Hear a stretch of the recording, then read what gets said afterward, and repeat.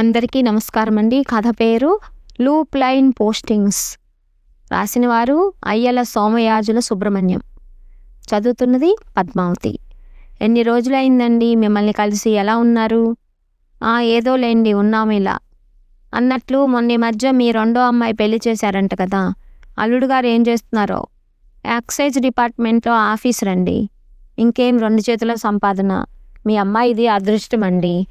ఏం అదృష్టం నా బొంద. మా అల్లుడు గారు అదో రకం, నీతి నిజాయితీ అంటూ సత్యకాలపు మనిషి. ఈ రోజుల్లో అలా ఉంటే కష్టమే సుమండి. అంత మాత్రానికి గవర్నమెంట్ ఉద్యోగంలో ఎందుకు చేరినట్టో. అంతా నా కర్మండి, కర్మ. రోడ్డు వేసి 4 రోజులైనా కాలేదు, అప్పుడే గుంతలు, అసలే స్పాండిలైటిస్, ఆపై ఈ డొక్కు స్కూటర్, ఒళ్ళంతా హూనమైపోతుంది. ఎవరో ఆ కాంట్రాక్టర్ లక్కీ ఫెలో బాగా సంపాదించి ఉంటాడు. మా బాబు డొనేషన్ కట్టి ఉంటే ఇంజనీరింగ్ చదివేవాణ్ణి. ఇలాంటి వర్క్స్లో పర్సంటేజ్ అయినా దక్కేది. వెధవ గుమాస్తా ఉద్యోగం, ఎదుగు బొదుగు లేదు. కర్మండి బాబు, కర్మ. ఈ అవార్డు రావటంపై మీ స్పందన ఏంటండి? ఆలస్యంగా వచ్చినా చాలా సంతోషంగా ఉంది. ఇది నాకు ఇచ్చిన అవార్డు కాదు, తెలుగు భాషకు ఇచ్చిన అవార్డు. మీ కవిత్వంలాగే ప్రాసయుతంగా చిక్కగా చెప్పారు. అసలు మీ మాటల్లోనే అలవోక్కగా కవిత్వం జాలువారుతుంటుంది. మీ కుటుంబ సభ్యులు అదృష్టవంతులు. ఏం అదృష్టం లేండి. మా పిల్లలంతా కాన్వెంట్లో చదువుకున్నారు. కవితావాణి వారికి దుర్గ్రాహ్యం, గుడ్డిలో మెల్ల. కనీసం అప్పుడప్పుడైనా తెలుగు పత్రికలు కూడా తీసుకొని చదువుతారు. మా మనవళ్ళు ఉన్నారే, పొట్ట చీల్చినా తెలుగు ముక్క రాదు, అంతా ఆంగ్లమయం. తెలుగు దీనావస్థను అధిగమించటానికి ఒక సాహితీవేత్తగా, అవార్డు గ్రహీతగా మీ కార్యాచరణ? తెలుగు భాషకు ప్రాచీన హోదాను ఆపాదించేందుకు అవిశ్రాంత పోరాటం సాగిస్తాను. ఇంకోటి, నువ్వు మొనగాడివైతే నీకు మూతి మీద మీసం ఉంటే ఇక్కడ కాదురా, నా సీమకు రా. వేట కొడవలి వాడి నాటు బాంబుల వేడి చూపిస్తా. నీ సీమకే కాదురా, నీ పేటకొస్తా, నీ బాటకొస్తా, నీ ఇంటికొస్తా. ఏం పీక్కుంటావో చూస్తా. నా గోరే వజ్రాయుధం, నా చూపే అగ్నిహోత్రం, నా మాటే పాశుపతాస్త్రం. నాతో పెట్టుకుంటే. అందుకే కదా ప్రభుత్వం ఇప్పటికైనా మేలుకొని ఇలాంటి వాళ్లకు పదవులిచ్చి భాషాసేవ చేయాలి.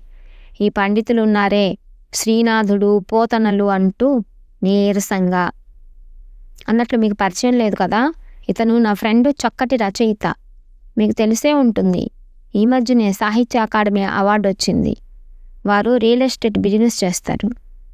సాహిత్య అకాడమీ అవార్డు అంటే ఎంత ఇస్తారేమిటి? ఓ 10 లక్షలు ఇస్తారేమో. ఓస్, అంతేనా? నిన్న లాండ్ డీల్లో నా వాటాకి 50 లక్షలు. మొన్న పార్టీలో పరిచయం అయ్యాడు ఓ రచయిత. సినిమాలకు కథలు రాస్తాడట. ఒక్కో సినిమాకి 20 లక్షలట. మీకు రాలేదా అండి అవకాశం? మీరు కమ్యూనిస్టు నాయకులే కూడా ఈ పూజలు, పునస్కారాలు, మార్క్సిజం దేవుడి ఉనికిని ఒప్పుకోరు కదా. కానీ మా ఆవిడ పిల్లలు ఒప్పుకుంటారే. అంటే కేవలం మీ ఇంట్లో వాళ్ళ కోసమేనా ఈ పూజలు, వ్రతాలు? అంతేకాదనుకోండి, లేకపోతే మొత్తానికి పస్తులు పడుకోబెడతారు ఈ ఆడాళ్ళు. ఏ మూలనో నాకు కూడా నమ్మకం లేకపోలేదు. రిస్క్ తీసుకోలేం కదా, ఎందుకైనా మంచిదని చేతులు ఖాళీగానే ఉన్నాయని ఓ నమస్కారం పడేస్తున్నా. ఈ టెండర్లలో 100 కోట్ల రూపాయలు చేతులు మారాయని ప్రతిపక్షాలు ఆరోపిస్తున్నాయి. మరి వారు అధికారంలో ఉన్నప్పుడు 200 కోట్లు గోల్మాల్ జరిగిందని పత్రికల్లో వచ్చింది. దాని మాటేమిటి? మా పార్టీలో 25% మంది నేర చరిత్ర రౌడీలుగా పోలీస్ స్టేషన్లో కేసులు నమోదైన వారేనని గగ్గోలు పెడుతున్నారే.